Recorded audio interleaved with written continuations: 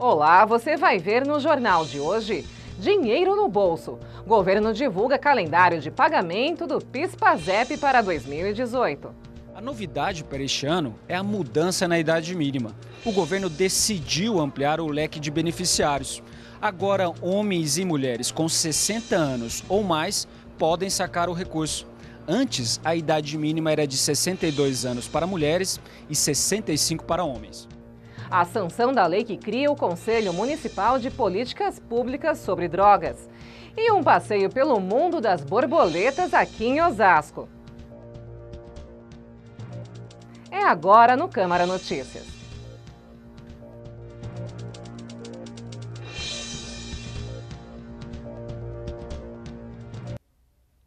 O governo divulgou nesta segunda-feira o calendário de saques do PIS/PASEP. E agora homens e mulheres com mais de 60 anos podem sacar o benefício. Para que todos tenham acesso, o governo disponibilizou mais de 23 bilhões de reais. A medida vale para quem trabalhou algum período entre 1971 e 1988. O calendário de saque ficou assim. A partir de hoje, mulheres com 62 anos ou mais e homens a partir de 65 anos já podem retirar o benefício. No dia 22 de janeiro, pessoas com idade a partir de 60 anos e que possuem conta na Caixa ou Banco do Brasil terão o dinheiro depositado por meio de crédito automático. No dia 24, começa o pagamento nas agências para esses idosos que não têm conta nesses bancos. Para os aposentados, pessoas com mais de 70 anos e herdeiros de cotistas falecidos, não há data definida. Este grupo pode sacar o dinheiro a qualquer momento. A novidade para este ano é a mudança na idade mínima. O governo decidiu ampliar o leque de beneficiários. Agora, homens e mulheres com 60 anos ou mais podem sacar o recurso. Antes, a idade mínima era de 62 anos para mulheres e 65 para homens. A mudança foi feita por meio de medida provisória. Com isso, o Ministério do Planejamento espera 4 milhões e 500 mil trabalhadores a mais dos 12 milhões já estimados. Mas nem todos sabem que têm direito ao benefício. Como esses recursos foram sendo montados, levantados para aquele público que trabalhava entre 71 e 1988, muitas pessoas não lembram que tinha esses recursos aplicados. Então, com isso, a gente está pedindo auxílio para aquelas pessoas mais novas, filhos, netos desse público com idade mais avançada, para que auxilie, verifique na agência do Banco do Brasil, na agência da Caixa Econômica, se seu pai ou seu avô tem o direito. E assim pode contribuir para que essas pessoas saquem o recurso que pertence a elas. O senhor Frank Freitas, de 66 anos, ficou sabendo que tem dinheiro para sacar no PIS. Ele já sabe o que vai fazer. Ah, sim, sem dúvida. Pagar as dívidas. Foi publicada na edição desta segunda-feira da Imprensa Oficial do município de Osasco a sanção da Lei 4.875 de 2017, que cria o Conselho Municipal de Políticas Públicas sobre Drogas. O CONPOD, que funcionará na Casa da Cidadania e terá reuniões mensais, será composto por 36 membros, sendo 60% de representantes do poder público e 40% da sociedade civil organizada. Entre as atribuições do novo conselho estão a de auxiliar nas ações já existentes na cidade no combate às drogas e também elaborar novos programas públicos para seu enfrentamento. Começaram a valer novas regras nos Correios que exigem a identificação do conteúdo das postagens. O objetivo é permitir um maior controle das encomendas. As novas exigências estão previstas em lei desde 2001, mas não eram cobradas de pessoas físicas. Agora, qualquer produto que for despachado pelos Correios ou por transportadora precisa estar acompanhado de um documento fiscal ou de uma declaração de conteúdo. O transporte de mercadorias, ele precisa seguir algumas regras da legislação tributária e isso garante para o cliente, de um modo geral, maior segurança, de saber que está adquirindo um produto com a devida nota fiscal, com toda a segurança, com todos os tributos recolhidos. Esta regra não é nova para as postagens de pessoas jurídicas. A prática já é obrigatória para as empresas de e-commerce, que só podem enviar mercadorias mediante a apresentação da nota fiscal ou da declaração de conteúdo. Tanto a nota quanto a declaração devem estar visíveis e fixadas na embalagem. É necessário preencher corretamente e plastificar os documentos. Os agentes fiscalizadores, eles têm sido bastante atuantes no âmbito dos Correios e para garantir a tranquilidade de todo o tráfego postal, essa exigência está sendo foi implantada agora a partir do dia 2 para todas as encomendas que circularem através dos Correios. As campanhas do Outubro Rosa de prevenção ao câncer de mama e a do Novembro Azul do câncer de próstata você já conhece bem. Mas e uma campanha para nos ajudar a lembrar da nossa saúde mental? Ela já existe, é a Janeiro Branco e faz um alerta. Cuidar do nosso equilíbrio emocional é o melhor caminho para a felicidade. Na lista das prioridades para o ano que começa, cada um tem a sua. Trocar de carro, né? Ver se eu pego um carro mais novo ano que vem, vamos ver se as condições vão me permitir. O objetivo maior, eu acho que é, como dizer, um trabalho. Mesmo que os cuidados com a saúde da mente não estejam no topo dessa lista, eles vêm chamando mais a atenção das pessoas. E a maioria já tem na ponta da língua algumas dicas. Ter um pouco mais de rotina, ter uma alimentação melhor. Acho que principalmente isso, assim, focar na alimentação e na organização da rotina. Eu faço kickbox, muay thai. Estava fazendo yoga, dei uma parada, sabe? Mas acho que é fundamental você fazer qualquer atividade esportiva. Como andar de bicicleta também, muito bom. A depressão e a ansiedade são as doenças relacionadas à saúde mental mais comuns no Brasil, causadas principalmente pelo estresse e pressão no dia a dia, seja na vida profissional ou pessoal. A depressão atinge mais de 11 milhões de brasileiros e a ansiedade mais de 18 milhões. Uma campanha chamada Janeiro Branco, criada por psicólogos e estudantes de Uberlândia, em Minas Gerais, já conta com adesões por todo o Brasil. Ela aproveita o começo do ano, quando geralmente as pessoas fazem novas avaliações de vida, para convidá-las a cuidarem da saúde mental. Esta psiquiatra afirma que ainda hoje várias pessoas encontram barreiras para procurar um profissional de saúde mental. Antigamente existia muito mais resistência, antigamente as pessoas precisavam esconder até que estão indo um profissional psiquiátrico, às vezes não queriam ter o nome de psiquiatra ou de psicólogo em alguma receita, em algum documento, mas hoje em dia as coisas estão menos, tem menos preconceito, mas ainda existe. Entre os principais fatores que podem demonstrar o princípio de um transtorno mental estão insônia ou sonolência excessiva, compulsão por alimentos ou perda do apetite, mudanças de humor e perda de rendimento no trabalho. Tudo isso de forma frequente e prolongada. Os profissionais alertam, quanto mais cedo os problemas forem tratados, mais eficazes serão os resultados. E reprimir os sentimentos e sintomas pode piorar o diagnóstico. A pessoa vai guardando, vai acumulando aquelas emoções e de alguma forma depois vai vir como um sintoma. Por exemplo, às vezes um estresse, uma ansiedade, um nervoso, muito reprimido, se a pessoa não sabe lidar direito com isso, pode trazer uma dor de cabeça, pode trazer dores no corpo, pode trazer sintomas físicos mesmo, dores reais, sintomas reais que muitas vezes têm origem emocional e psicológica. E como o pensamento positivo também alivia o estresse, a Dona Maria do Socorro manda uma mensagem. Nesse ano que está começando 2018, que a gente consiga entrar com o pé direito e alcançar todos os objetivos nossos. E veja depois do intervalo no Câmara Notícias. Borboletário de Osasco é nossa dica para as férias de janeiro. Não saia daí, é só um instante.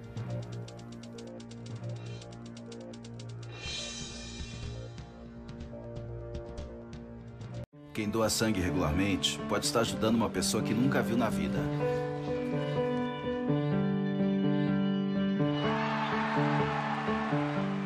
Ou alguém que acabou de começar a viver.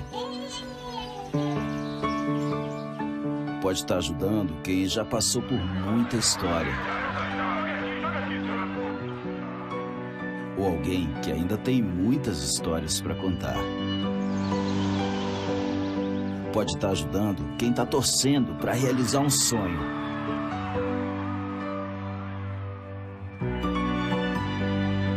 Alguém que está torcendo para ser ajudado. Quem doa sangue regularmente pode até não saber quem está ajudando, mas sabe que está ajudando muita gente. Ministério da Saúde, Governo Federal.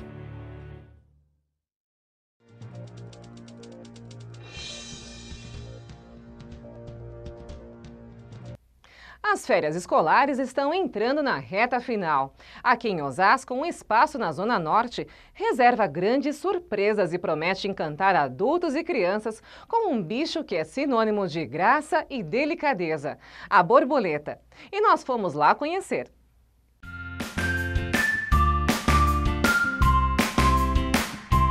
O toque é minucioso, preciso e mostra que o cardápio delas vai muito além das flores. Criado em 2009, o borboletário de Osasco fica dentro do Parque Ecológico Ana Luísa Moura Freitas, no Jardim Piratininga, e recebe visitantes de Osasco, capital e até do interior, interessados em entender como os milimétricos ovos se transformam em seres tão encantadores. E é nas mãos de Paulina Arce, bióloga responsável pelo espaço, que a gente conhece um pouco mais sobre a olho de coruja. Essa borboleta ela é muito comum aqui no nosso borboletário, né? Ela é o nome popular é olho de coruja, o nome científico é Calio guilioneus, né? Ela tem esse desenho de um olho de coruja, que é um desenho de um olho de coruja, tá? Não é que ela tem um olho na asa, porque muita gente vem e fala assim, nossa, que olho grande que ela tem nas asas. Vai falar, não, é só um desenho. E esse desenho se assemelha muito a um olho de coruja mesmo, e esse desenho ajuda, é uma estratégia de defesa para ela. Por quê? Quando um passarinho, que é o predador principal dela, vem para predá-la, caçando, ele olha e ele fica em dúvida se é realmente uma borboleta ou se é uma coruja, uma cabeça de coruja. E aí, na dúvida, ele decide não atacá-la. Como ela é de hábitos crepusculares, ou seja, ela só gosta de se movimentar durante a noite, à tarde e noite, e a coruja também, então isso ajuda o pássaro a se confundir mais ainda. Então uma estratégia de defesa do animal. E por dentro, ela usa como defesa. E por dentro, ela é azul. Ela é de um lilás muito bonito, olha. Então, quando as crianças vêm aqui ao borboletário, nós falamos assim, olha, isso aqui ela usa como defesa, mas para namorar, ela usa essa parte azul, porque ela fica mais bonita, né? Belas, elétricas e perigosas. Mas calma, quem tem que tomar cuidado com essas daqui são só os predadores. Conhecidas como flamenguinhas, elas são muito ativas, elas se alimentam, quando lagarta, né, que é a fase juvenil delas, a imatura, ela só se alimenta de maracujá. Eles preferem o maracujá selvagem. E aí é legal porque essas borboletas, quando elas se alimentam do maracujá, ele tem uma coisa que se chama alcaloide, que é um elemento químico, e que é como se fosse um tóxico. E dentro delas, elas conseguem metabolizar e elas fazem com que esse elemento químico se transforme na defesa delas. Então elas conseguem metabolizar e transformar isso em glicogênio arsênico. Não, glicogênio de cianeto. Aí o que acontece? Quando o animal vai tentar predá-las, ele vem, coloca ela nas bocas, de imediato ele solta. Por quê? Porque esse glicogênio ele provoca uma ardência, um ardor. Então ele solta. Se ele insistir em comer, ele começa a vomitar. E aí é muito interessante porque então a gente fala que ela é uma borboleta tóxica ou venenosa, não palatável, né, para os seus predadores. Aí o predador, quando ele vê o padrão de cores na asa dela, ele guarda essa imagem. Então todas as borboletas que ele vê com o mesmo padrão de asa, de cores, de formato, ele vai saber que é venenosa, então ele não vai ir atrás daquela borboleta para comer. E aí outras borboletas, então, conseguiram ao longo dos anos desenvolver padrões parecidos com a da Heliconius cerato, mas nem todas são venenosas. Elas apenas imitam ela para poder fugir dos predadores. E estas são apenas 2 das 20 espécies que o borboletário de Osasco tem autorização para criar. Paulina também explica a relação das borboletas com a produção de alimentos. Existe um grupo muito grande de polinizadores, onde você tem abelhas, pássaros, né, e você tem outros insetos, né, como borboletas, besouros, moscas, mosquitos, que também fazem essa parte de polinização. Quando vem às escolas, né, na parte de monitoria, quando nós conversamos com as crianças, então a gente usa muito isso, a gente fala isso, inclusive, da questão da polinização, que é importante para a nossa alimentação. Sim. Então, 80% da agricultura é polinizada pelos pequenos, né, pelos insetos, pelos passarinhos. E além das plantas de ornamentação, o espaço aberto do borboletário foi montado estrategicamente com as chamadas plantas hospedeiras.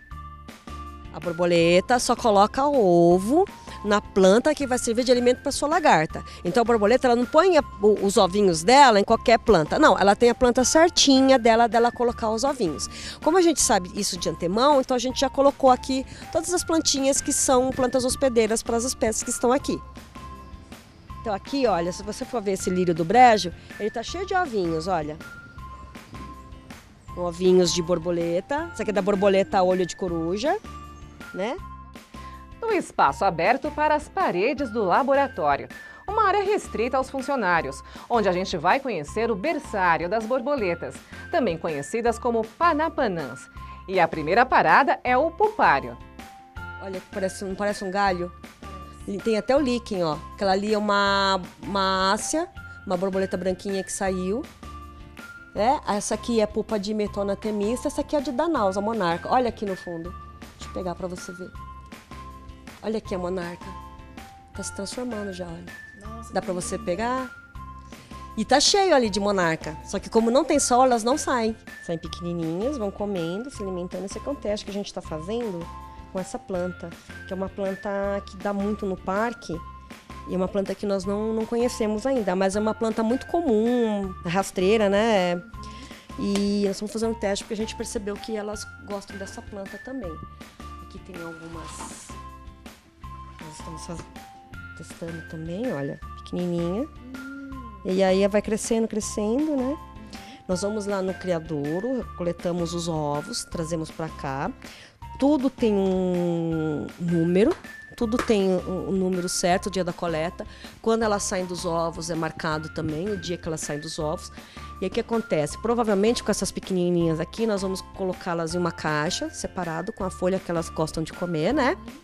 E a gente vai criando.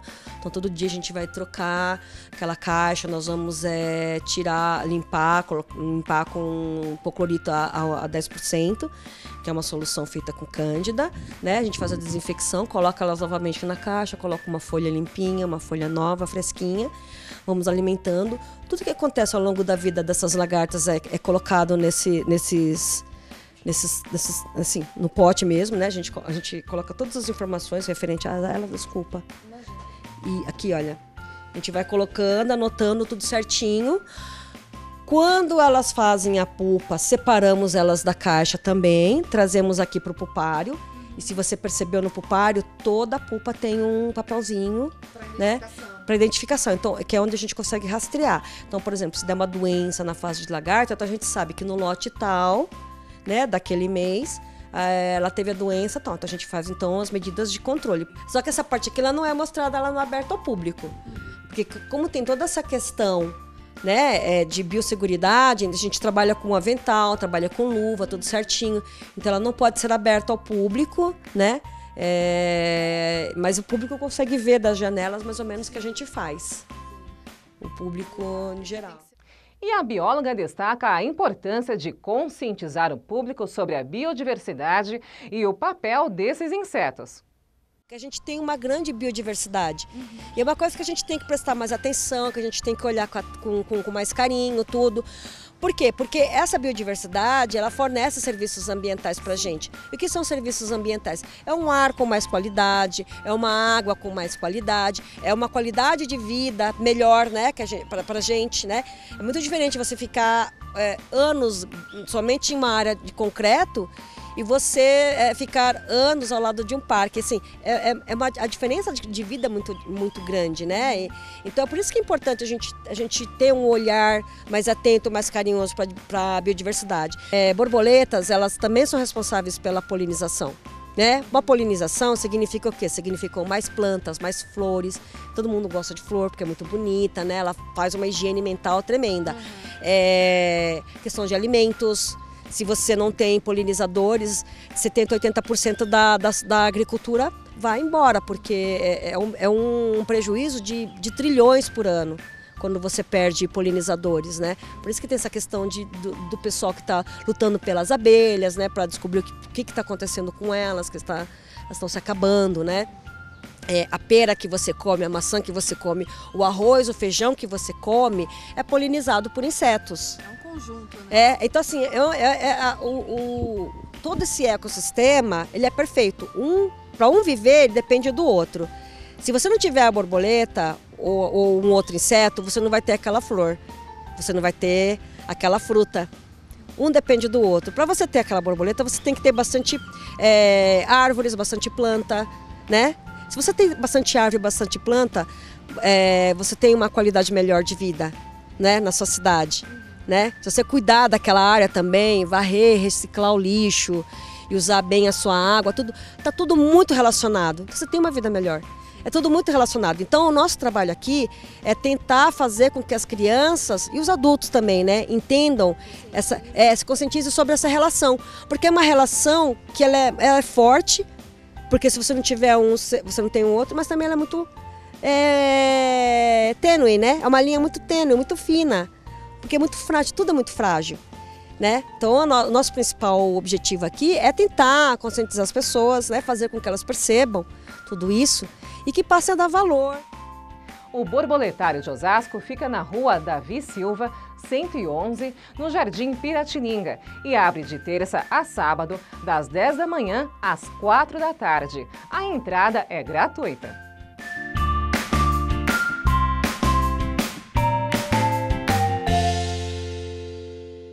E veja também o incentivo ao turismo estrangeiro com o E-Visa.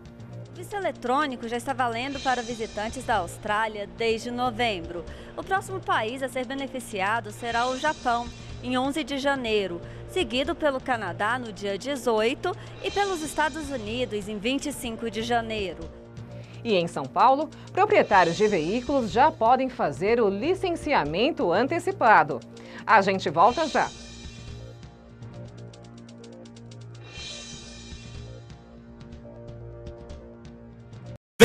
Pra biometria, vem, não pode faltar ninguém. A cidadania está na ponta do seu dedo também. A digital de cada um faz a diferença. Vem, você escolhe a dedo e volta muito bem. Por isso mesmo não pode faltar ninguém. Vem pra biometria, vem. Acesse o site da Justiça Eleitoral e se informe sobre a biometria no seu estado. Não pode faltar ninguém.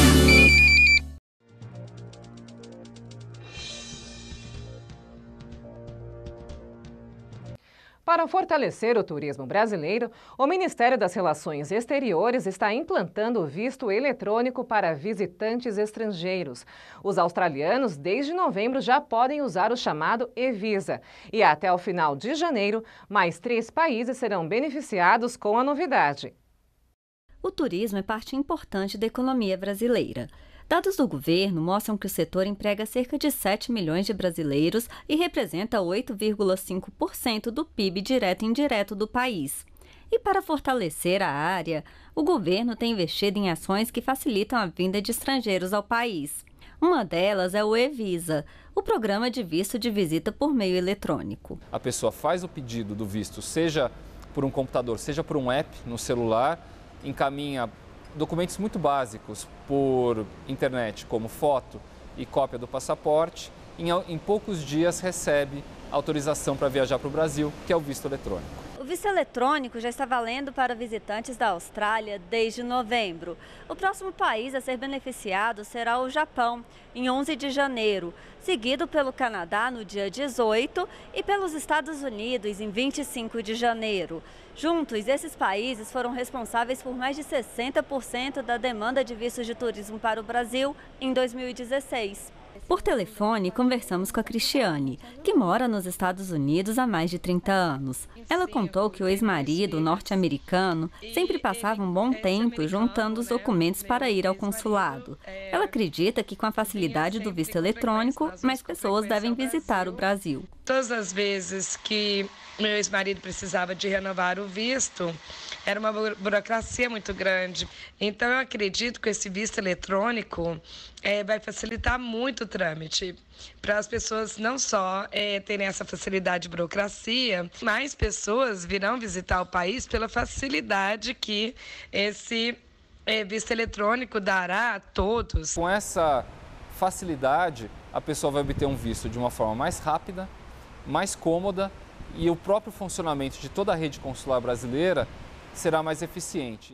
O e-Visa brasileiro custa $40 americanos, tem validade máxima de 2 anos e não exclui a possibilidade de o interessado solicitar visto na forma tradicional, que pode ter validade de até 10 anos.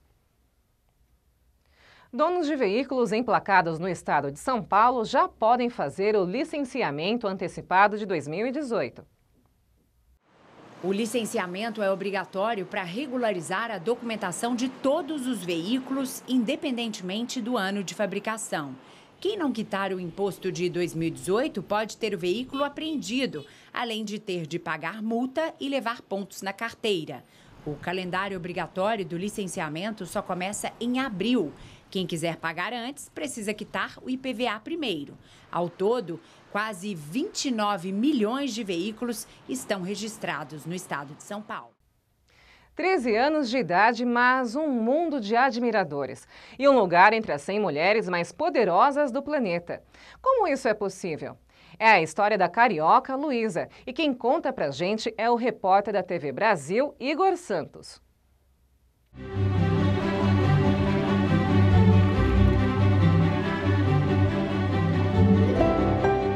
Qual o tamanho do poder transformador do esporte? Será que ele fica restrito às 4 linhas ou consegue impactar mais gente? Para quem tem dúvida, eu vou dar um exemplo. Ali no meio daquele rachão, tem uma menina que foi escolhida como uma das 100 mulheres mais inspiradoras do mundo. E a gente vai ver que faz todo sentido.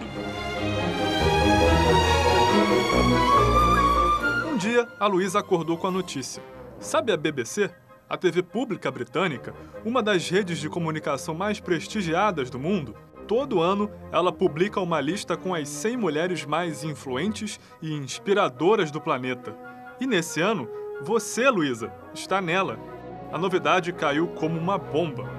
Eu tomei um susto quando recebi a notícia, mas um susto muito bom. Eu nunca passou pela minha cabeça, ainda mais tão nova. Eu tenho 13 anos só, já estou numa lista em que a Marta já foi eleita, que pessoas que eu me inspiro já foram eleitas. A lista destaca figuras femininas com poder e capacidade para enfrentar os principais problemas encarados pelas mulheres atualmente e inspirar mudanças. Algumas das escolhidas são mundialmente conhecidas, como a presidente do Chile, Michelle Bachelet. Também há outras esportistas, como a atacante Bia Vaz e a ex-jogadora de vôlei de praia Adriana Bear. A Luísa entrou na lista pelo que vem fazendo para inspirar outras meninas a viver o sonho que é dela também, ser jogadora de futebol. Em 2014, ela criou a página Futeblog, a menina que joga futebol. Em pouco tempo, foi ganhando mais e mais seguidoras. Eu comecei antes escrevendo só sobre futebol, mas aí teve um ponto que eu percebi que tinham outras meninas que também gostavam de futebol e que talvez elas se sentissem sozinhas. Elas sentiam que só elas gostavam e que era um esporte de menino, mas eu precisava mostrar que elas não estavam sozinhas. Luísa foi chamando cada vez mais atenção. Recebeu mensagem até do Neymar, e isso foi antes de entrar para a lista da BBC. Um orgulho para a mãe, Valéria. A Luísa, desde muito pequenininha, ela acredita nesse sonho dela de ser jogadora de futebol. E para ela não é o bastante ser jogadora, ela quer que outras meninas sejam também. Então, o orgulho dá porque ela não está falando só por ela está falando por um monte de meninas. E esse monte de meninas, muitas vezes, são as companheiras dela no gramado. Ela já jogou com meninos, mas agora faz parte de um time em que todo mundo tem a mesma intenção: virar a nova Marta, a nova Cristiane, a nova Andressinha e por aí vai. O Team Chicago tem o objetivo de conseguir levar as atletas para os Estados Unidos e, quem sabe lá, conseguir uma bolsa para jogar e estudar. Todas essas meninas que estão aqui com a gente e as demais, o que acontece? A gente acaba inspirando elas, para elas acabam desenvolvendo futebol feminino e demonstrando. A Luísa sonha com um dia em que esse desenvolvimento finalmente vai chegar ao Brasil e as meninas não precisem sair do país para terem mais chances. Além do dom com a bola nos pés, ela tem também o dom da palavra. Além do Team Chicago, a Luísa também joga na academia do Paris Saint-Germain e foi até convidada a fazer reportagens. Ou seja, aí a gente está vendo uma futura jogadora e, mais futuramente ainda, uma possível colega de profissão. Então acho que é uma boa ideia deixar que ela mostre a história das meninas que compartilham com ela essa paixão pelo esporte. Luísa, já que você gosta de jogar a bola, mas também gosta de falar sobre futebol, você topa fazer uma entrevista pra gente aí com uma das suas colegas? Pô, sou mais no bola no pé, mas top também, pô. Então, vamos lá? Bora? Obrigada. Eu tô aqui com a Laura e ela joga comigo aqui no Team Chicago. E Laura, onde você se vê daqui a 10, 5 anos? Quais são os seus planos? Eu vejo uma das minhas ídolas, que é a Formiga, que eu sou volante, minha posição, e me vejo jogando um dia ao lado dela, se Deus quiser. Foi? Resumindo, no meio do rachão tem muitas outras potenciais mulheres inspiradoras, que certamente teriam palavras tão sábias quanto as da Luísa para dizer a outras milhões de mulheres no mundo. Eu sempre falei que futebol é pra todo mundo, não só futebol, todos os esportes são pra todo mundo. Não tem essa de ser pra homem, de ser pra mulher. E tipo, eu jogo como uma menina e eu me orgulho disso. Eu acho que ninguém tem que dar bola pro que os outros falam e seguir com seus sonhos.